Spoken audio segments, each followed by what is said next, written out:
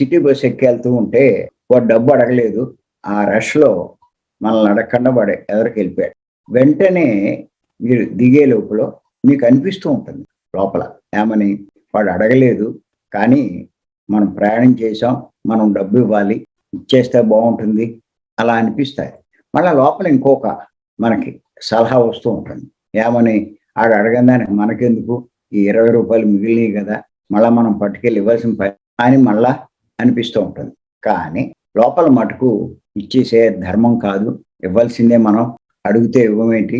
అడగకపోయినా ఇవ్వాలి అని చెప్పి మీకు అనిపిస్తూ ఉంటది. అలాగా ఏ సందర్భంలో అయినా సరే మీరు ఒకవేళ దిగిపోయి కొంత ఆ రోజంతా కూడా అది మీకు లోపల అనిపిస్తూనే ఉంటుంది. నువ్వు అనవసరంగా తప్పు చేశావని. భగవంతుడు ఏం చేస్తాడంటే అలా మనం చేసిన తప్పుని మనకి తెలియచేస్తూ ఇంక మనం వినకపోతే మాట ఊరుకుంటాడు.